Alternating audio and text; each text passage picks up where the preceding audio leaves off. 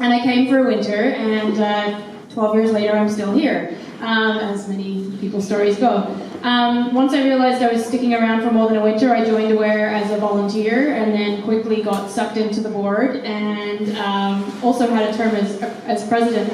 And I really was kind of thinking back on, what 12 years with Aware looks like, because it wasn't supposed to be 12 years. But it's really been an honor to be involved, and it's been an honor to work for this community. But also, I think we all have a keen sense of responsibility, those that are involved today, to all those in the past who've stepped up and been involved, and to the community, but also to the species that we share the land with, to our children and to future generations. And as Sarah touched on, sometimes that can get pretty depressing, so we really do appreciate when you guys show up and share your support. It was a time of transition. I kind of joined in 2007, which was already a weird phase for the organization, and so there was some roller coaster there. It was some ups and downs, and it's funny, those exist today too. I think of the pattern of our year now as we have a kind of small team and we get to put some capacity into programs, and we have those make or break moments where we're waiting on grants to see whether we're going to be able to staff our nature camp this year, and it's just the cycle of nonprofits and the environmental sector, but and quite often it's in the background, but riding those waves means that we get to do everything that we do. And I hope you've all had the chance to look at the booklets and take a look at the displays of some of the amazing programs that we've created over the last 5 years, thanks to that support that we got for 2 days a week executive director capacity, doesn't matter what the position is, but just to start building from there and have some guaranteed resources. So when I think about what we can be proud of, I'm really proud of our programming. We've created social enterprises. Whistler Nature Camp, I just mentioned, is all about teaching future generations about our natural environment and why, when we connect kids and help them understand something, suddenly they love it, and we love we protect what we love. And last year was its second year, and we saw a 60% increase in participation.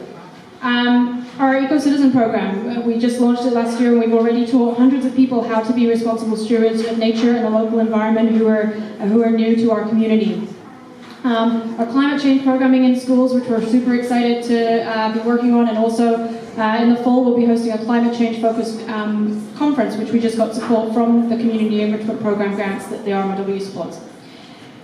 I'm also really proud of the way we're once again able to speak up for this place. Through our advocacy efforts and having some capacity to ensure that nature is considered as a key foundation in our policies and our infrastructures and our systems and our values. And I'm really proud of the people. I'm really proud of people. I'm proud of the community that's being created around our shared respect for and desire to safeguard nature over 3 decades. More recently, I'm proud of everyone who stepped up back in 2011 and 2012. Mel, you're around here somewhere. Now our president, but she was one of those people who stepped up and said, no, I care. I want to be a part of this. Andrew, who couldn't be here tonight, was in there too. Andrew runs someone on our board. I'm proud of the team that we have today, both the board that Mel introduced earlier. I'm excited to have some new directors joining us this year, and they're bringing their skills to the group. But I'm also really proud of the staff team that we've put together. It's been an honor to work with them. We have grown to a team of 3.5, which doesn't sound a big deal, but it's a small but mighty crew, full-time year-round staff. And last summer we had 14 seasonal and casual people. And so we are able to give people the opportunity to work in the environmental sector and to help spread the word to all of the participants who are in those programs. We don't have jobs for the sake of having jobs and creating work. We have jobs to be able to deliver programs in this community and raise awareness of the issues and take people to action. I want to just take a minute to get the team to raise their hand of the staff crew. So I'm going to just go in the order that they joined us. So Stephanie Redmond. Everybody's had a So Steph was the first to join our team back in 2014. She's also the first to leave. So she will still be somewhat involved because you never quite get away from Aware, but Steph and our partner have opened a new business called the Raven Room in town. If you have an affinity to cocktails, honestly, best cocktails in town. So we wish Steph all the best of luck with that, and she was the right hand of Aware since 2014, so we're forever grateful. Kristen Jones with Kristen. Kristen is the bubble of energy that's normally running around, and she's running our kids programs, running our greenhouse and garden programs, and she's just one of those people who you send her a task like empty this box of let's pull all the soil out of a greenhouse, and suddenly she's there with some friends with a bobcat, and she just makes things happen. And then Natalie, who is probably over by the registration table and hiding. Natalie, here we go. So Natalie joined our team last May to do communications and administration, which has been amazing and was part of our strategy to free up some more, to be able to take on more, but also to free up time to do more advocacy. So these guys are, we're really privileged to get to work on this stuff every day, and we really do feel that keen sense of responsibility to do that on the behalf of the community. So I just want to, we're talking about sharing stories, and stories help us to reflect and learn and connect and inspire, and it's important that we take the time to appreciate the past, but it's equally important that we look to the future. When we think about Aware's past 3 decades, what often stands out are the tangible challenges that many of you faced, like pushing back on development, starting recycling, safeguarding, wetland corridors, the Emerald Forest, many of the things that we heard about this evening.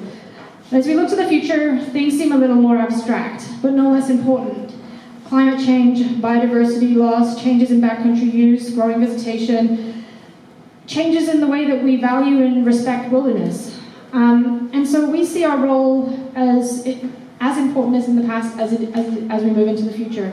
We're going to continue working on our 3 key themes, which is safeguarding habitat, biodiversity, and wilderness, connecting people with nature, and building sustainable community, and in that includes climate change. No small, just a sub-item in here. Without the support of members, donors, volunteers, and the community, Aware would not exist today, and neither would the accomplishments that we've created together. We exist because this community not only believes in protecting this natural environment, but does something about it. Aware still needs your help and support. Join us in whatever capacity that you can, and help us to stand up for what we stand on for the next 30 years. Thank you for being here. Thank you for coming, all of you. We'd also like to really thank the Squamish Lillooet Cultural Centre for hosting us. We'd like to thank all of the businesses who donated to the silent auction. We'd like to thank all those who shared their stories this evening. But we'd also like to give you a few more minutes to share your stories with each other, because this is really all about you. So thank you for coming.